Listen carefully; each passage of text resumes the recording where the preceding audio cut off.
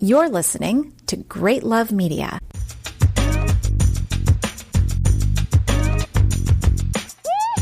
Great Love Debate. It's the Great Love Debate. The Great Love Debate. It's the Great Love Debate.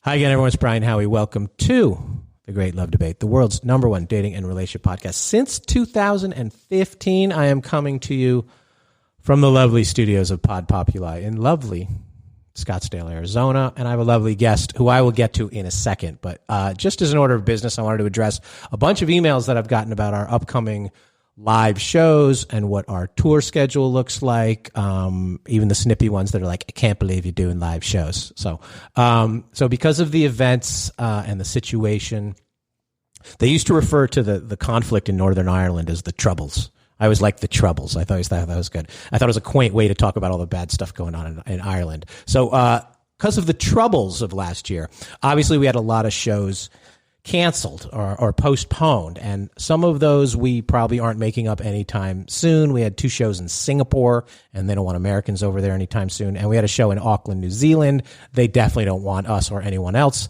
coming anytime soon. So I don't think those particular ones are going to happen in 2021. But the ones we definitely will happen or that we want to happen are ones that the venue last year actually had on sale and we officially had on the calendar. So I can't speak to a show or a city that might have happened in September or October of last year. I can only speak to the ones that were supposed to happen and then all of a sudden weren't. And as you know, we play generally 3 types of venues. We play comedy clubs, and we play live music venues, and we play more traditional theaters. The theaters we'll probably reschedule the latest because it's harder to play around with the seating configuration compared to comedy clubs where you can sort of move things around, with a few exceptions. We did a show a few weeks ago at the Boca Black Box for the Performing Arts Center for the Performing Arts in Boca Raton, and that was a theater, but they worked around with it. And we have another one with the Kelsey Theater in West Palm Beach. Again, they're going to have to play around with it. And then we get back into the comedy club thing in Tampa at Side Splitters, which is a little more traditional. Anyway, so the cities that we owe you guys a makeup show, I went through it and I saw the ones that were on sale, and you may or may not have tickets. But we're going to try and make them up. And those are Boston, New York, Nashville, Raleigh, San Diego, and Los Angeles. Those had the plug pulled, so they probably get a priority as we move ahead. The other places that are regular stops like we do, like Seattle and Denver and Dallas, you know, we got to do those shows last year. We squeezed them in at the end. So I don't think we owe you guys a show, but I'm sure we'll be back. Anyway, I just wanted to clear that up. Go to greatlovedebate.com. You can check all that out as we roll it out. But if you're sending and you're like, hey, I had tickets to the Boston show, we'll try and make it out. So I'm not sure we're going to do as many live shows anyway this year because I got some other projects going on, but we will definitely try our best to hit the ones we postpone because we don't believe in the word canceled around here. It's like dating. Dating should be always to be continued. Anyway, speaking of to be continued, I have a lot of questions for my guest today, and she doesn't know what she's getting into. She's a comedian, producer, performer. She's the queen of Phoenix. She just informed me that she might not be in Phoenix very long, but she's been here over 30 years, which is longer than, I don't know, Sammy the Bull Gravano was here, or a few other residences. The lovely Jill Kimmel. How are you? I'm good. Thank you. You grew up where? You grew up in Vegas mostly? Yes. So moved to Vegas when I was like 6, lived there till I was 15, which I feel like I grew up there because that's like your formative years, you know, and then moved here when I was 15 to Phoenix. So I've been here for, I don't want to say how long, 35 years. What is Vegas like as a 12-year-old? Nothing. It's regular. Nothing. You're it's just regular. in a suburban So home. you're not parking cars. No. And you're not a showgirl. It's so funny because every time I went Vegas back, is very conservative off the strip. It's a normal place. I wouldn't say it's conservative, but yeah, it's just a regular suburban, like when I would go to visit my cousins in Brooklyn, their friends would always be like, oh my God, you live in Las Vegas? What, do you live in a hotel? Like they always thought. That's what I would think. Yeah, no, we just, you know, you'd never go to the strip unless you had company in town, and you just didn't. We went to church and school. It was like anywhere else. It was like anywhere else. Except that on the back of the taxi cabs were like half naked women promoting whatever shows, the Crazy Horse. Could Otherwise, you see normal. the strip from your house? Could you see the lights? No, I guess if you like would have stood on our roof, you could have, but we didn't have a balcony or anything. Well, so that's no. like me. I grew up, 35 miles from Manhattan, and I don't think we ever went in there. We went in there like 3 times. New York, Manhattan's my favorite place in the world. So for me to hear that, it's like, but I guess it's like anyone hearing it. My parents live at like the beach. They're like, oh, that must be amazing. I'm like, I can't tell you the last time they felt sand under their feet. Like they just, I know. They live down the block in Redondo and they just don't go. Yeah, when you're there, because you can't go in the water in Redondo. Yeah, you can. It's cold and icky. It's cold for sure, but it's not really icky. It's icky. Is it? Yeah, Santa Monica Dolphins Bay's- seem to enjoy themselves. I know. It's gotten less icky, which is why there's dolphins now. But then you came to Phoenix, and I want to talk about Phoenix because Phoenix has a unique Phoenix, Tempe, Scottsdale, Chandler. This whole area in Maricopa County has a unique dating vibe. I think I would refer to it as aggressive, competitive. So when there's sort of, you've been here a long time, when the fresh meat gets parachuted into this area, the word gets out. For both the men and the women. I moved here when I was 15, so I was a child. Home. Yeah. And then I met I had a boyfriend through high school, and then I had a boyfriend through college, and then I met my husband when I met him when I was 21, turning 22. And we were together for 23 years. So what was it like after 23 years then where you're like, oh my God, I don't want to go back out there and find somebody else? Yes, 1,000,000%. It was like, I don't want to be with him, but I certainly don't want to start over, especially since when I met him, it was like, oh, where is he? Call him from the payphone. And if his answering machine picks up, hang up really quick so you can get your quarter back so you could try him again later. Like that was dating when I knew him. And now it's like text anytime, any day, internet. Now you just Google like donkey punch. You meet the man of your dreams. Like back in my day, we had to work for that. Right, exactly. Shave your legs, wear your best underwear. If you didn't want to hook up, you wore your ugly underwear because you knew that meant that right. Now it's like, people want to text you things. But you let us pick you up for a date. We used to have to pick you up. I remember him calling my parents' house where I lived to tell me he would be like 6 or 7 minutes late. Like it was a whole thing. Right. Now it's just like texting from wherever parts of the world. Meet me, hang out. Here's what we'll be. Uber over so we can both get drunk. And in case you don't like me, you lift home. Yeah, it's not really a date. We're here. You're there. We're in the same space. And I'm not at that space. Like the guys that I like are younger. Like my last boyfriend was 36 and I'm 50. So 14 years apart. Hey, it's like, it's this whole world that I don't know. And like you're on these dating sites and these guys want to say things to you that I never said to the man I was married to for 19 years. Like they want to say things that you're like,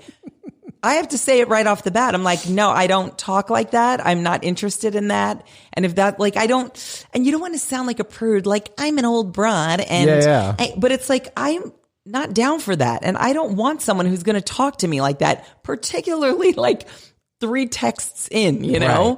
So it's so different. It's such a different world. Where did you meet a 36-year-old online? He and I actually met in real life. His best friend is a comedian. So he was, the friend was in town to do shows and his name is Jason. He lived here and came out with us for lunch that day and came to the show that night. And that's how we met. So we were together for like 3.5 years. Very recently broke up. Oh, I'm sorry. More recently than his current girlfriend probably realizes. But anyway, it's fine. We all find out about each other. There's some overlap, whatever. That's her problem now, not mine. Good luck. Yeah, save a little trouble as they say for the in next Hamilton. Girl. Yeah. Good luck. Yeah, exactly.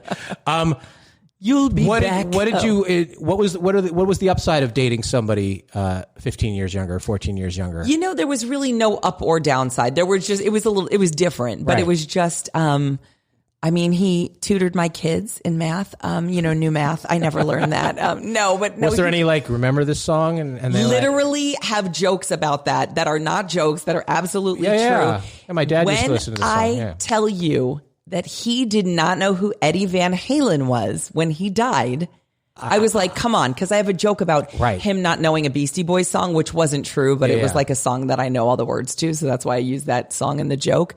But he legitimately did not know who he was. I was like, come on, you're saying that because of my joke, right? He's like, I don't. And I'm then like, you have Panama. to you have to Google jump and then play jump. And they're like, and they go, oh, I know that song. To him. Yeah. Panama, jump, hot for teacher. I was singing it to him. Yeah. He did not know. I know. It blew my mind. They also don't know the movie references. They don't Nope. know the Caddyshacs and the Nope. Stripes and the things No. that we knew. No.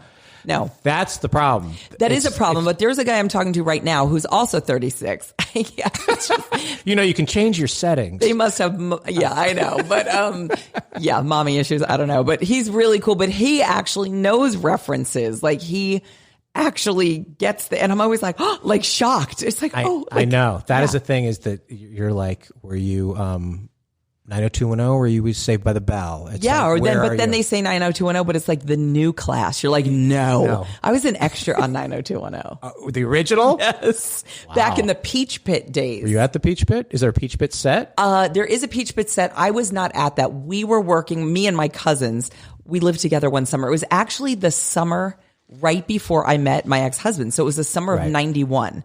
I lived in LA with my 4 cousins, Jill, Ann, Mickey, Sally, and Ivy. We go by Jamsey. We developed that summer. It's like in order like of our a names. girl group? Jill, Ann, Mickey. We would tell like in people Vogue? that. Yeah. We would tell people, we would go out. We'd be like, we're a pop group, Jamsey. And people were like, oh, and to this day, I mean, I swear to God, my 50th birthday, everything was like emblazoned with Jamsey. We have matching pajamas. Everyone in the family is like, oh, is this a Jamsey photo? Sorry. We're like, get out. Jamsey. Yeah. So that's part of the reason I'm moving to LA. Is it hard to, as a funny woman, is that hard to date guys because either you won't find them funny because your standard of funny is high because of who you work with, who your family is, or are they trying too hard to be funny? How does it manifest itself in the dating world? The thing is that my ex-husband and I got divorced. I dated one guy for 2 months and then I met my boyfriend like 3 months later. We were together 3.5 years. I haven't dated anyone else. Like this guy that I'm talking to right now, he lives in LA. I haven't even met him. We're just talking, Oh. So I just don't really know. Talking about him. Yeah, now we are. I won't tell him about this podcast. So yeah, my ex that I was just with, he was very, very funny. So I feel like, God, that is very important to me. Like I like to be made to laugh, Right. And it is hard because you see, I mean, I'm working with like the best of the best all the time because I'm like the lower level comic. Like I'll headline like the lower level rooms. Right. So generally I'm like the feature actor, the opener for like an amazing comic, you know? So yeah, it's hard to kind of. But you grew up with funny people. Yeah. Your brothers are funny. Your cousins are funny. Is your standard of what's funny to you harder, or can anybody I don't think so. make you I laugh? like really ridiculous stuff. Like my little brother is so funny. He does the most ridiculous things, and like I like ridiculous. That's like my jam. I love it. It just that's what I don't need like some highbrow humor or like, oh, very elevated. No. I'm like I want to be like snorting beer out of my nose because you just said some stupid stuff. So is Phoenix a funny place? People always say Vegas is a funny place. New York's a funny place. You can make fun of Los Angeles. How is Phoenix as far as stimulation? I don't think Vegas is a funny place, to be honest with you. There are funny comedians that live there, but like, there's a lot of Chicago people who move yeah, there. and I don't think Phoenix is a funny place necessarily, but it does have a very good comedy scene. Like they have the Big Pine Comedy Festival, which is up in Flagstaff, but it's never Flagstaff comedians. I think there's like 2 that live there.